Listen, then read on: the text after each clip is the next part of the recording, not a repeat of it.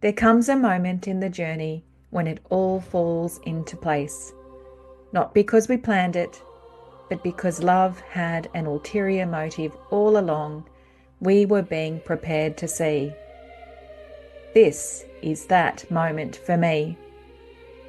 I'm Giselle Gamby, coach, mentor, and podcaster, and this is the Intuitive Pull Podcast Season 6. This season is for the ambassadors, the evolutionary leaders, the ones who dare to go first, the ones whose mission it is to lead from the consciousness of love and break the sound barrier of what is possible. This is for those who know they are part of something greater, and for those who never thought they were.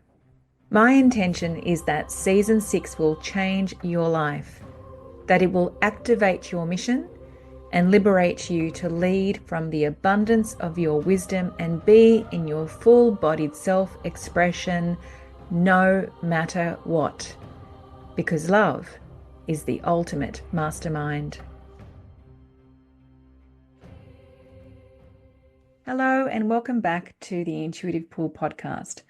It's good to have you here. Before sharing my next episode, I just wanted to let you know that this is my second interview with Janine Gearon. I interviewed Janine a week ago to do with the subject matter of voluntary assisted dying. So I just needed to share that with you before we get into this episode, to give you the option, if you feel that this podcast episode is not for you, you have the option of leaving now. And equally, if you feel that this podcast episode is something that you want to give yourself, particularly because it might be something that impacts you or impacts the people around you, well, Janine and I welcome you with open arms. Thank you. Welcome back to the Intuitive Pull. I have Janine Gearon with me again. Just a week ago on Monday, we spoke and we had a podcast interview, and we're just a week down from that. And we are here together again to share what has happened in the last week. Just to reminding the listeners and the viewers, the reason why we are doing this is because Janine wants to make her contribution in that voluntary assisted dying is not something that's widely spoken about just yet. And we just spoke before and we understand why. It's new in Australia. There is stigma around it. There is still fear around it. And so it has its own growth, or it's in its own growth cycle, we could say. And Janine is here to share the message that it exists, because doctors aren't able to share that or give patients that option. And actually, I won't put any more words in. I'm going to ask you, Janine, just to remind us, actually, just to remind us, why did you feel pulled to be interviewed on this podcast? So like you were saying, VAD is really new in Australia. There was a lot of information. I know Andrew Denton was a huge advocate for it, trying to get it through Parliament. And I think we've only had it in Queensland since 2023. So it's not long been passed. There's no fanfare when something like that gets passed. So you might be aware that it was something that was being deliberated, but not necessarily something that had been approved and was now available for those that qualified. Yeah.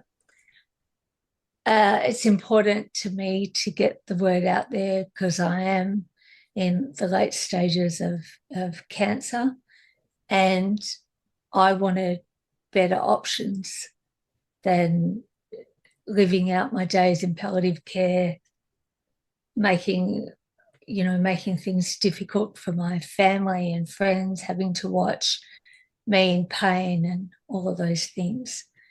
So when I did find out about VAD, it seemed like such a great idea, and I couldn't understand why the doctors hadn't included it.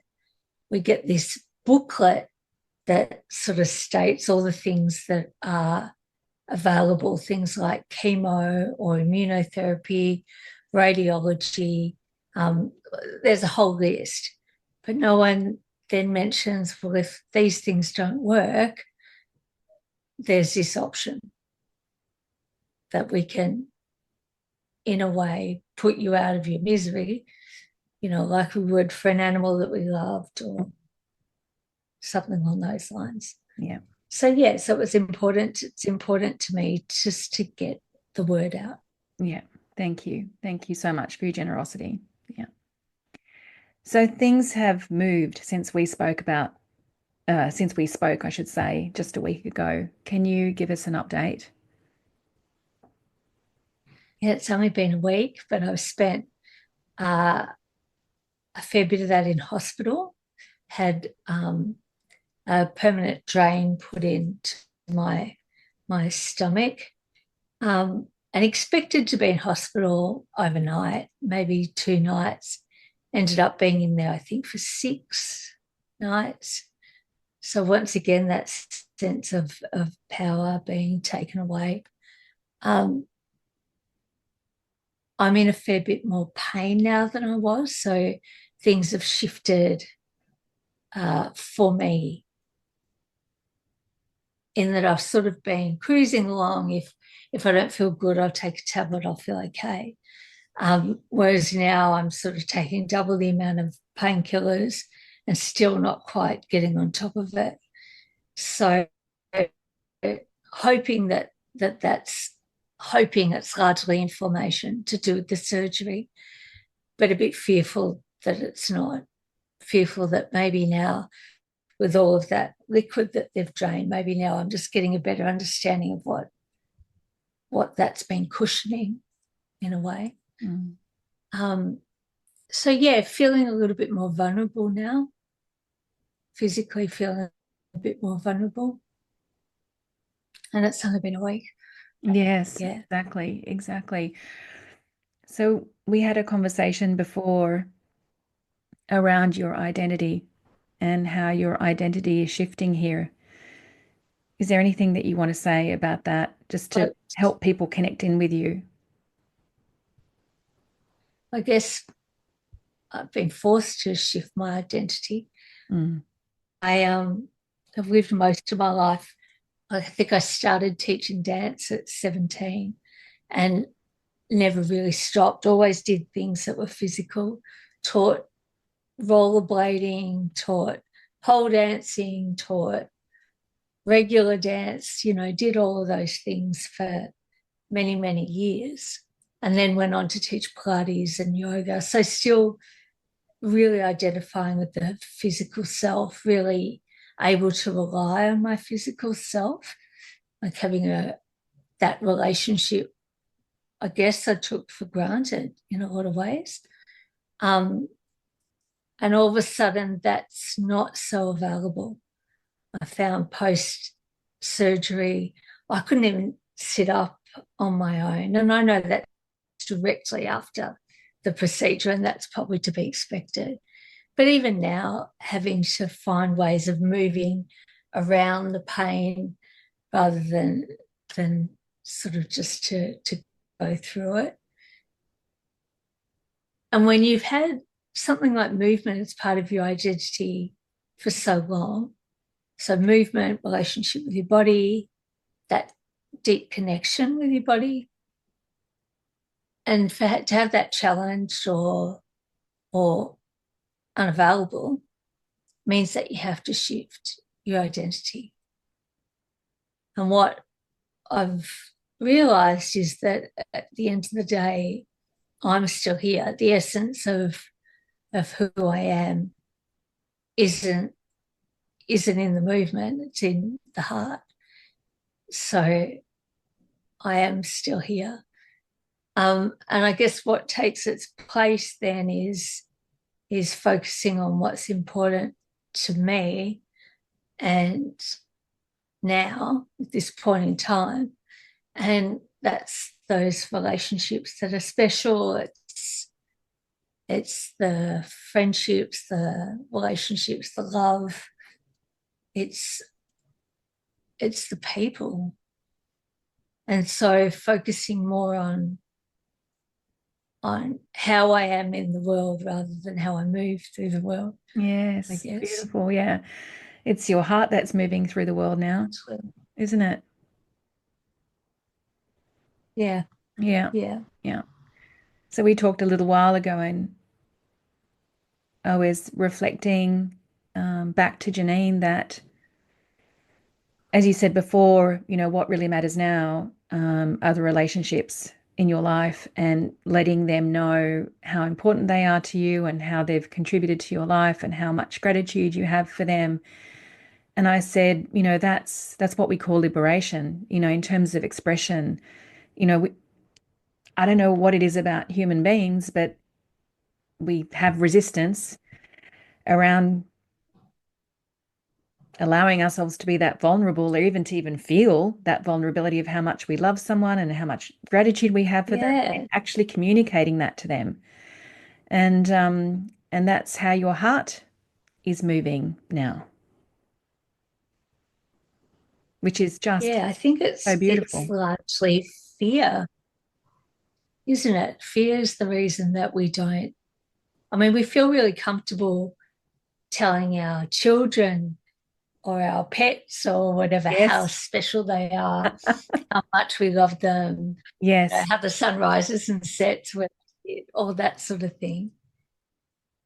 But we're more threatened by those being vulnerable with those other people, Yes. even if it's a partner, even if it's a family member, Yes. your best friend, we still hold a little bit of that back. Yeah.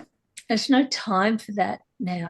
I really want the people that I love, to know how much I adore them, how fabulous they are, what difference they've made for me. Yeah. Yeah. And there is a liberation in that. Yeah. Yeah. And as I've shared Yeah, with not you, letting that fear hold you back.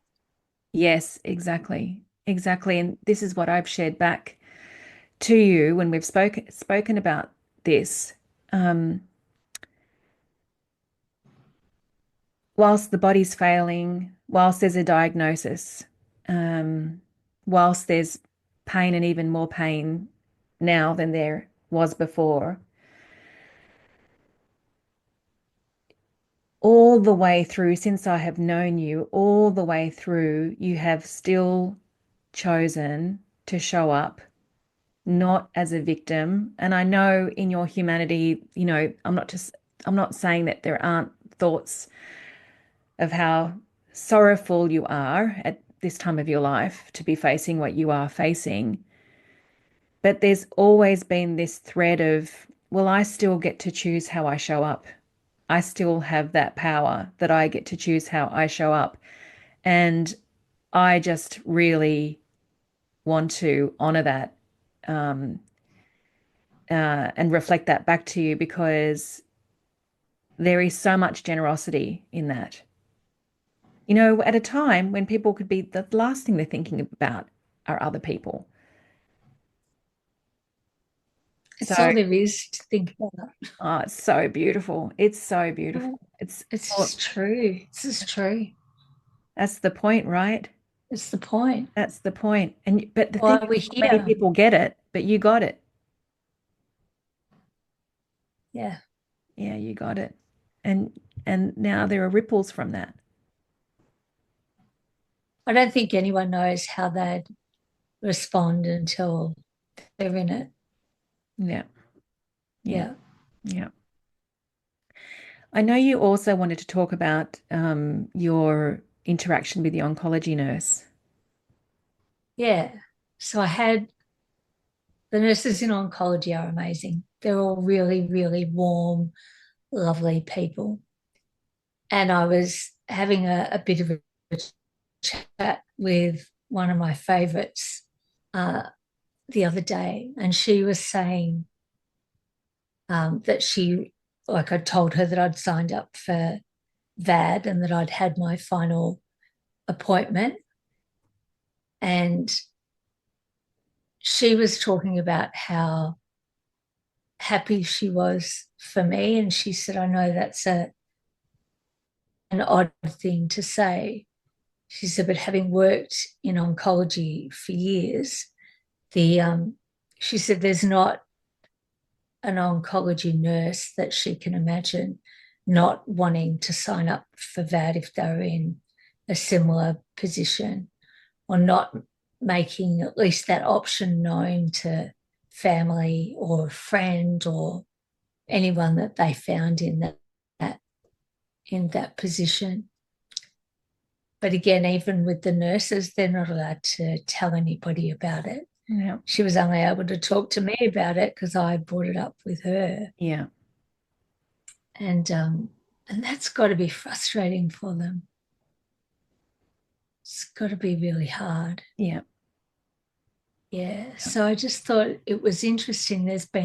I had a radiology nurse that had some lovely stories about a guy that they used to see for the ascites drain.